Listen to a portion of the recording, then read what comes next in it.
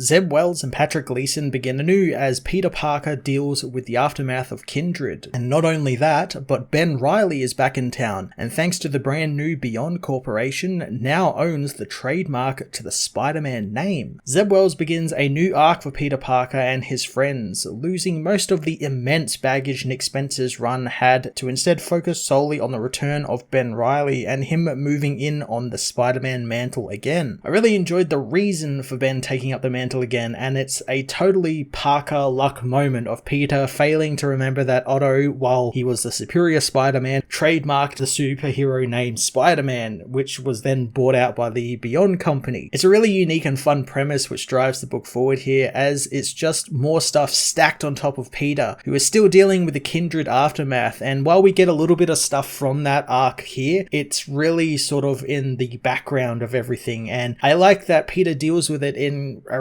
really human way, and that is just putting it off till tomorrow. He'll deal with that tomorrow, and then when tomorrow comes he says this exact same thing. It's something I think we all, myself included, have done at one point or another, so I really enjoy those moments we get with Peter. I think another thing that myself and other people really enjoy about this issue and story, and will continue to enjoy about it, is how simple it is. It's not full of all of these complex plot threads that either end up going nowhere or the writer just forgets about it, which was common when Nick Spencer was writing the book. Patrick Gleason stays on as artist of the book and continues with some really fantastic Spider-Man goodness, giving us some colourful action-packed pages with the UFO battle there at the end, and even continuing some of the horror motifs we saw throughout the Kindred arcs, particularly at the start of the issue with the Uncle Ben nightmare sort of stuff, which was really great, and I love that visual of Uncle Ben with like a maw where his face should be. It was really quite frightening. The Amazing Spider-Man issue 75 was a refreshing beginning to a new arc free from the complicated baggage of Spencer's previous run, for now at least, as we explore the new status quo shift and the return of some beloved characters. I'm going to give this issue a 9 out of 10.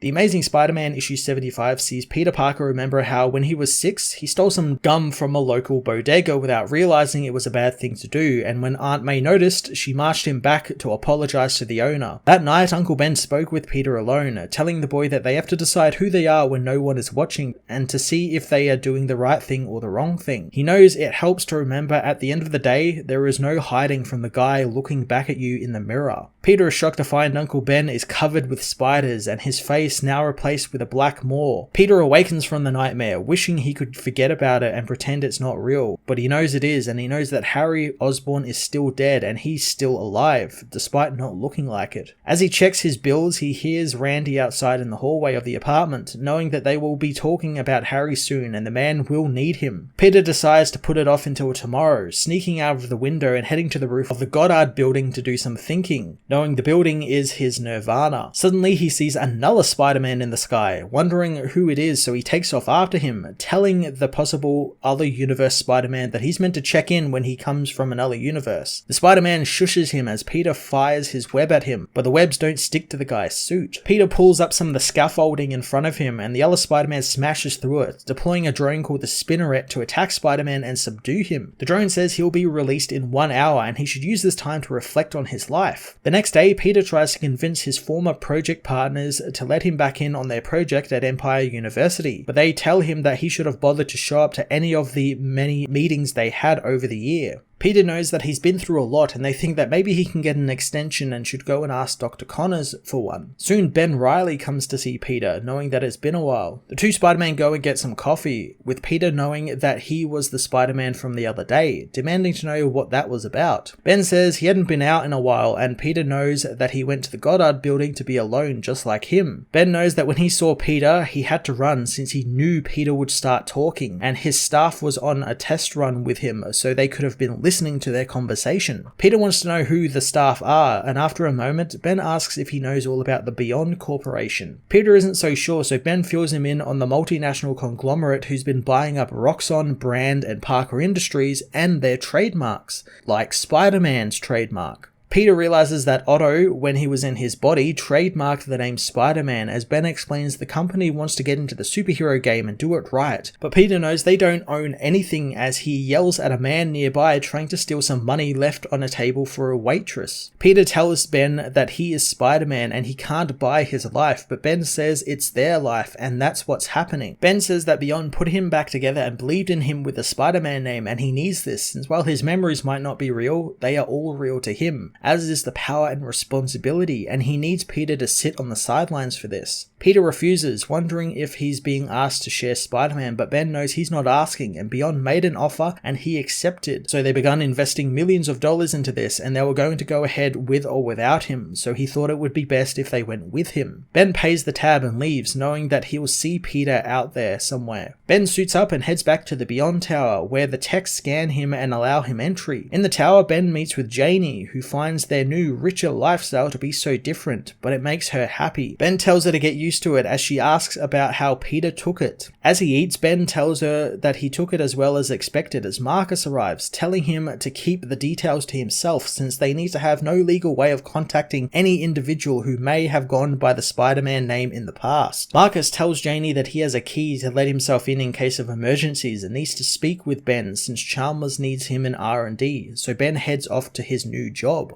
MJ Meemaw meets with Peter, asking how he's holding up, but Peter says he isn't doing great. MJ hugs him, knowing that it hurts because they all loved Harry, and it's not a bad thing, it just hurts. She knows there's something else in Peter's mind, and Peter tells her about Ben Reilly coming to see him, which surprises MJ since she knows none of this is good news. Peter gets a text from Kai about an explosion at Empire State, so he suits up, knowing that the people might need help. MJ knows that at some point he's going to have to take 5 minutes to process everything that has happened, but Peter knows that's not happening today, taking his leave. At the university, the UFOs blow through the building as Spider-Man appears, telling the villains that they all smell, almost like one of them is made from a noxious gas. Suddenly, Ben Reilly pulls himself out of the rubble nearby, telling Peter that these guys don't think that they are funny. He reveals that he got there fast thanks to his team monitoring the entire city. The villains don't back down, however, as Ironclad punches Ben, who easily shrugs off the villain's attack thanks to his kinetic-sensitive foam built into his costume, making Peter a little jealous. The two Spider-Men don't stop like the villains do to talk, instead taking the fight to them. Vector wants to finish this as Vapor covers the heroes in her noxious gas and X-Ray blasts them with his energy beams. Ben says that his suit is registering that the gas is radio volatile, but it's too late as the mixture of the gas and the X-Ray's blast creates a huge explosion. X-Ray celebrates, but Ben is still standing, punching through the villain's head with his lead-lined gloves and knocking him down. Peter, however, is gravely injured, throwing up from the radioactive material as the UFOs escape before they can be arrested. Ben tells the injured Peter he didn't realize that Peter's suit was just a normal one, as Ben grabs his friend, telling him to hold on, but Peter passes out.